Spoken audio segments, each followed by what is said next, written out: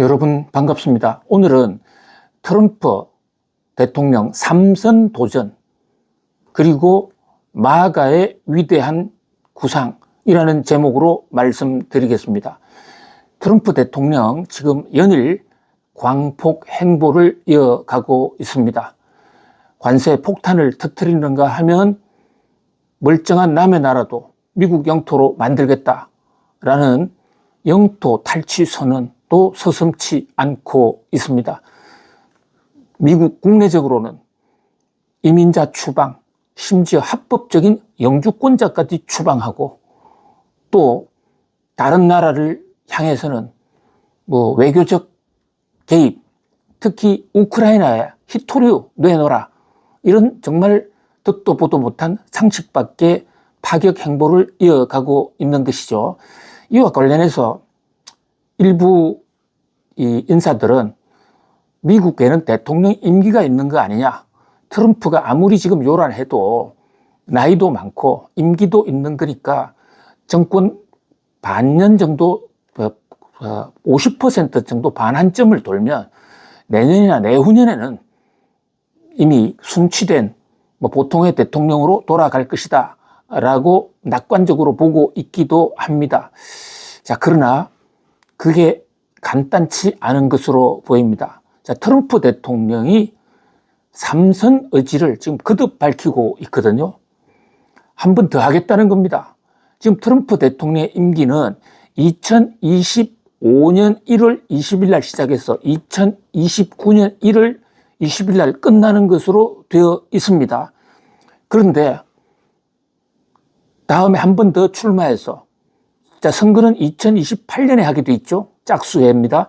그래서 한 번 더 당선되면 2029년부터 30년, 2031년, 2032년, 2033년 1월 달까지 하겠다는 겁니다. 앞으로 8년을 더 하겠다는 것이거든요. 자, 이러면 얘기가 좀 달라지죠. 트럼프의 정책은 하나의 변수가 아니라 상수, 일상으로 굳어질 수가 있다고요. 트럼프가 펼치는 그런 경제 정책들, 또 각종 외교 정책들이 하나의 새로운 질서로서 새로운 패러다임이 될 수 있다. 그런 면에서 우리도 좀 비상한 각오로 대책을 세워야 할 것으로 보입니다.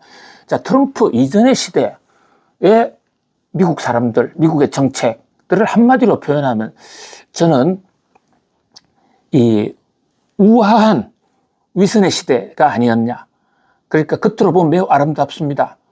미국 사람들, 또 트럼프의 정책, 미국은 기회의 땅이고 어느 나라에나 자유를 보장한다는 듯한 그러한 달콤한 말로 포장을 해왔고 또 그렇게 공약을 해왔습니다. 그러나 사실 이것은 좀 속내는 아니죠.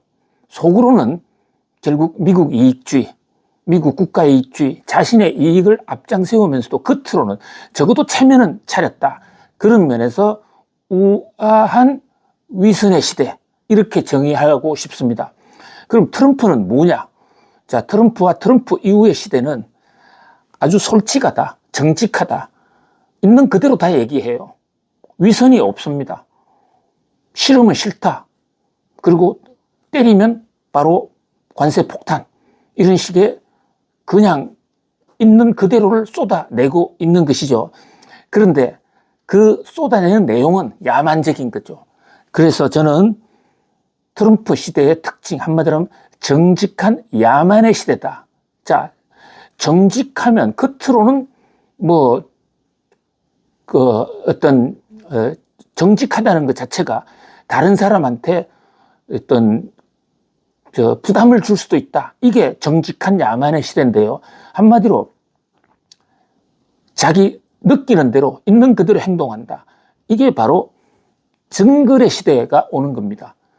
그러니까 다수에 의한 다수의 투쟁, 적자 생존, 싸워서 이기는 자만이 살아남는다. 우선 관세 정책이 그러하고요. 그런 면에서 이 트럼프 대통령의 이 가져올 새로운 세계관을 주목해야 되는데, 문제는 트럼프 대통령이 이것을 한 번 임기를 더 한다는 거 아닙니까? 자, 물론 확정적으로 더 하겠다고 출마 선언을 한 것은 아닙니다. 출마 선언을 할 타이밍도 아니고요. 그런데 많은 언론인들이 트럼프에 대해서 한 번 더 한다는 얘기가 있는데 어떻게 생각하십니까? 이래 물으면 농담 아닙니다. 생각하고 있습니다. 이런 정도로 상당히 강력한 재출마 의사를 밝히고 있거든요. 자, 그렇다면 이게 가능하냐? 미국 헌법을 한번 따져보죠. 자, 미국의 지금 트럼프 대통령이 제47대 대통령입니다. 그 이전에 46명의 대통령들이 있었습니다. 46명의 대통령들이 과연 몇 번씩 대통령을 했느냐? 그 중 대부분이 2번 또는 1번으로 끝났습니다. 그런데 2차 대전을 승리로 이끌었던 그 유명한 또 대공황을 극복했다는 평가를 받고 있는 프랭클린 루즈벨트 대통령 4번 출마해서 4번 당선됐거든요. 4선 대통령이었습니다. 이 프랭클린 루즈벨트 대통령 소아마비 환자였습니다. 휠체어 없으면 다니지도 못하고 항상 휠체어에 앉아서 다닌 그런 어떻게 보면 좀 건강치 못한 대통령이어서 오래 하지 못할 것이다 라는 얘기도 있었는데 미국 역대 대통령 수 가장 오래 했거든요. 그때까지만 하더라도 미국에는 대통령을 몇 번 하느냐, 한국은 딱 1번으로 지금 막아서 있지 않습니까? 그리고 상당수 대통령제 국가에서는 2번 이상은 하지 못하게 되어 있습니다. 그런데 미국은 이런 규정이 없었던 것이죠. 그래서 건국 대통령, 초대 대통령 조지 워싱턴은 2번 하고 나서 주위 사람들이 너무 잘했으니까 한 번 더 해주세요 하고 출마를 해달라고 백악관으로 몰려들었습니다. 그럼에도 불구하고 조지 워싱턴은 내가 하면 이것이 나쁜 관례가 될 수도 있다 그러면서 그 자리에 미련 없이 툴툴 털고 일어났거든요. 사실 그 대목 때문에 조지 워싱턴 초대 대통령은 더 사랑받고 존경받고 있다라고 볼 수도 있습니다. 근데 루스벨트 대통령은 뭐 당시가 전쟁 중이었긴 했지만 그것을 핑계로 해서 아주 노골적으로 국민들 저항이 상당히 심했습니다. 세 번째 출마할 때도 그렇고요. 4번째 출마할 때는 아주 건강이 안 좋았음에도 불구하고 또 출마해서 또 당선이 됐습니다. 자, 그래서 2차 대전이 끝난 이후에 1947년에 와서 미국의 헌법 개정이 있습니다. 대통령 이거 제한이 없다 보니까 죽을 때까지 하는 이런 경우가 있다. 실제로 지금 미국의 대법관들의 경우에는요. 연령 제한, 임기 제한이 없습니다. 죽을 때까지 대법관 합니다. 본인이 사표를 내기 전에는. 그런 전통이 좀 있어요. 그래서 이를 막기 위해서 헌법 개정안이 나오고, 자, 그것이 헌법에서 그 수정헌법에 한 조항이 들어가서 지금은 2번 이상 하지 못한다. twice라는 표현을 쓰면서 미국 대통령 2번 이상 하지 못한다. 이렇게 되어 있습니다. 그런데 이 대목과 관련해서 과연 이 2번 이상을 어떻게 해석할 것인가?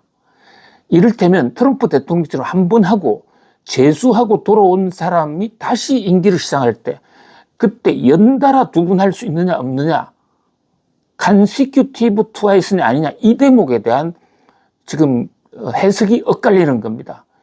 뭐 일각에서는 인생을 통틀어서 2번 할 수 없다라고 하는 해석해야 된다라고 하는 반면에 그런 규정이 없기 때문에 2번 연속하지 않으면 되는 거 아니냐. 자, 이게요, 러시아의 푸틴 대통령, 지금 푸틴 대통령 굉장히 오래 하지 않습니까? 러시아 헌법이 이랬습니다. 그러니까 2번 이상 할 수 없다 이렇게 돼 있으니까 이분은 2번 하고 그 자기 총리에게 정권을 물려준 다음에 4년 지나서 다시 출마해서 또 2번 더 하고, 그리고 지금은 5번째 임기를 하고 있거든요, 사실상. 그러니까 연속해서 2번 안 되는 것이지. 2번 하고 나서 한동안 쉬었다가 하는 것은 무슨 하자가 있느냐. 더더군다나 트럼프 대통령 2번을 한 것도 아니고 1번 했고 쉬었으니까 2025년도부터 시작된 임기를 기준으로 해야 된다.